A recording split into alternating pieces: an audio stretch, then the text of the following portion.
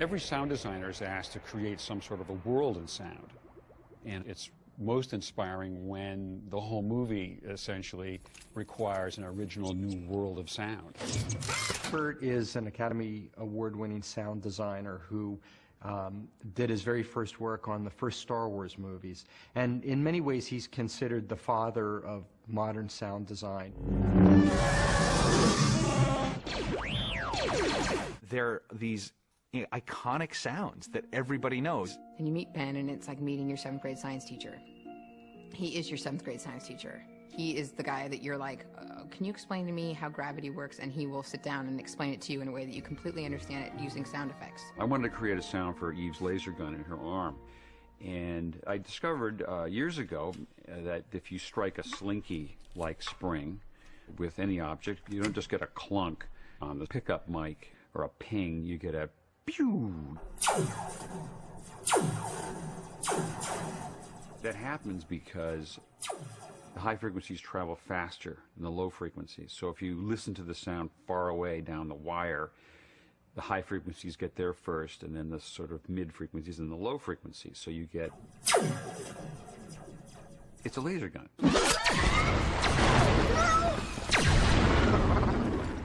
Most of my experience in creating sound has been in an era when you could go outside with a small portable tape recorder and gather sounds in the real world.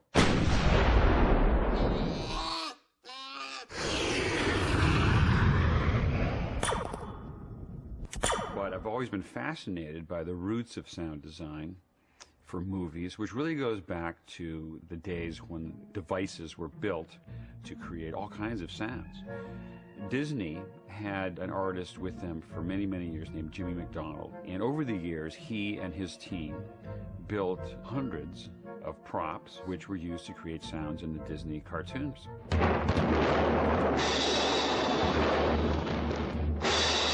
The Disney style was to use musical sounds for sound effects. If a character impacts on the wall,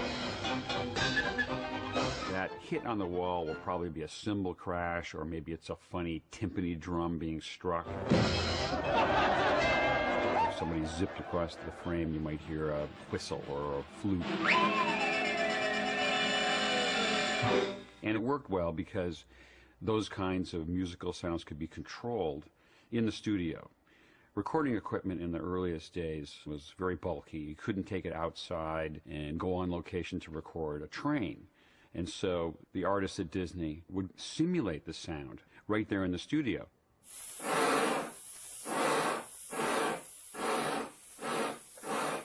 These gadgets could be played as if they were musical instruments, and the timing of the sounds could be tailored to exactly match the picture.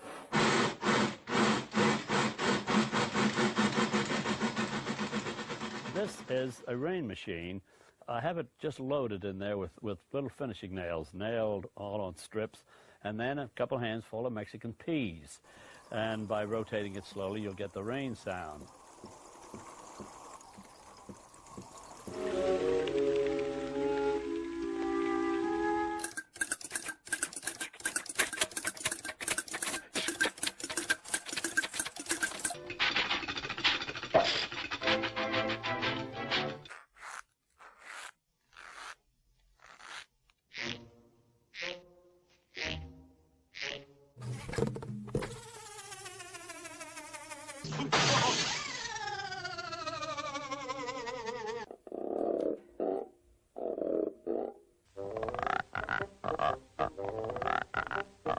And then get some high-pitched squeaks by getting close.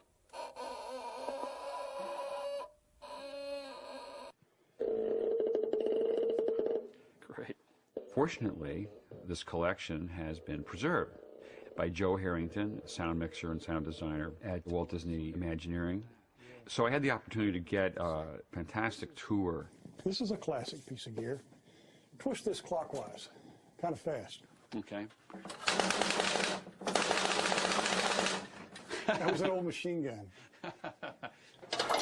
Drawbridge chains. Hold that in your hand and pull that back. Okay. Oh yeah, screen door. Yeah. Right. Now, see, I would have gone out and tried to find a screen door. You're going to a lot of trouble, driven somewhere, waited till it was quiet, but here it is right here. Fabulous. It's only been in recent years that I've kind of rediscovered the value of trying to stage or construct a device you can control.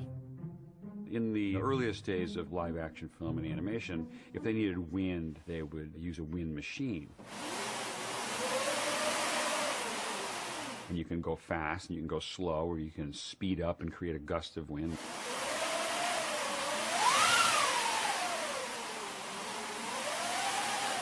A lot of the wind that we hear in movies has been this artificial wind, just canvas being scraped against wood. But actually I discovered by accident another way to get wind.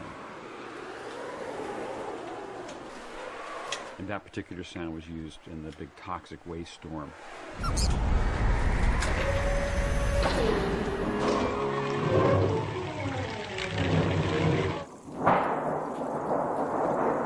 Another classic device is the thunder sheet. It's a piece of sheet metal, and you can get a wonderful low-frequency rumble out of it. The thunder sheet is used a number of places.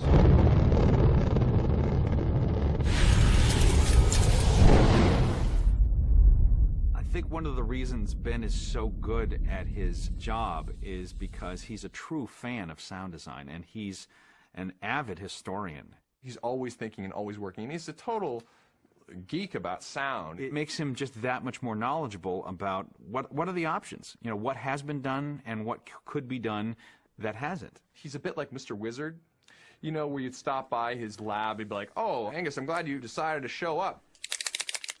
I'm working on the sound effect for Wally's treads, and I'm combining the sound of a chinchilla mating with a wildebeest driving a cement truck." It was something new for us also at Pixar that we had a sound designer in-house on a film before post, you know. It was a little funny at first for me when Andrew would start evaluating sounds that I was making. He would show up, and 5 or 6 a group would show up, and they'd all sit around, and I'd play one little sound of a door closing, click, and everybody would think about it, and there'd be a discussion. If it was a softer zip line kind of thing, maybe we could get away with keeping it in there. But I think whatever we end up on the final equation, we should let what his job is win out. We're dealing with sound effects on our initial rough storyboard reels to a level of commentary and critique that I would usually wait for post-production. That's a little too kazooey. You just want a more sort of almost Eve-like, womb, you know, kind of glow. If that squeak sounds kind of sad and you never meant it to sound sad, it'll throw it that way. So you can't ignore it.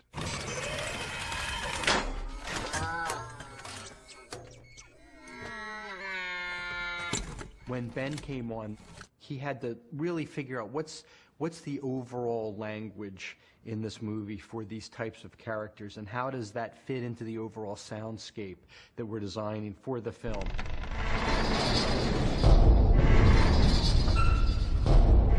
I usually first think, if these objects, places, or robots, or machines really existed, what would they sound like?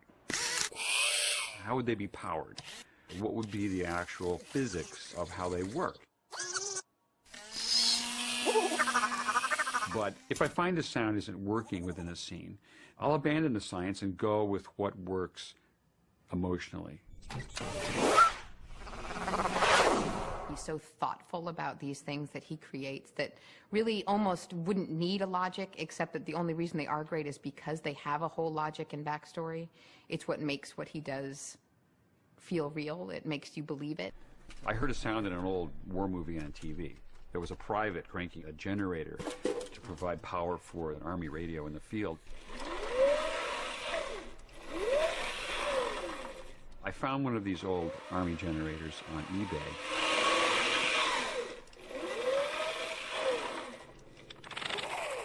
And it's the sound we use for Wally when he has to be quiet in a given scene. He's not going very fast. When Wally gets going at high speed, additional sounds are added to his driving motors. And one of the principal elements comes from a device called the inertia starter, used to start the engine on an old airplane. And it's a classic sound, often used for the Roadrunner speeding up or the Tasmanian Devil spinning in a circle. Creating sound effects is one task, but creating voices is the hardest task for me as a sound designer. Our audience is very sensitive to analyzing voices because we do it all day long, every day. Aha! Ha! Sound effects can function like a voice. Sound effects can be expressive.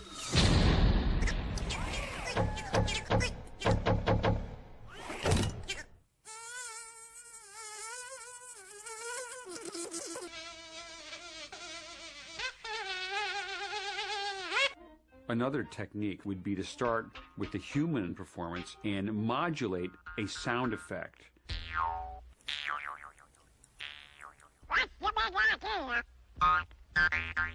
The human performance is driving the shape of the twanging Jew's harp.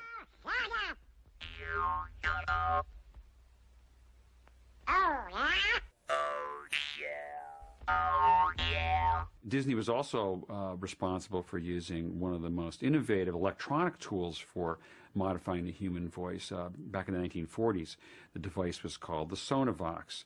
And this device involved playing a sound over a small pair of speakers. And a performer would hold the speakers against their throat. The train sounds are all on here. You hold these over your vocal cords and move your lips, like this. All aboard! All aboard! Clear the track! All aboard! Let's go! Eve! Eve! The voice of Eve is a modern example of the same technique. In this case, I'm using a device called a vocoder. And you can input into this device a human recording, a human voice at one end. Go ahead. In this case, it's Alyssa Knight. Directivo. Directivo. Directivo. I like that. And at the other side of the device, you can put in a tone. Directivo. Directivo. Directivo. Changing the performance and giving it electronic nuances. Aimanka. Directive. You wanted to have all the soul of a human being might have in the performance, but you wanted it to sound like the voices were synthesized, that they were coming from a machine. Wally's voice started with recordings I would make of myself. And then it's analyzed and broken up into its component parts within the computer. It changes the volume and pitch of the sound. And the tilt of the pen actually affects the way the sound is resynthesized in the computer. And I can add an additional level of performance to it that way. Wally. Wally.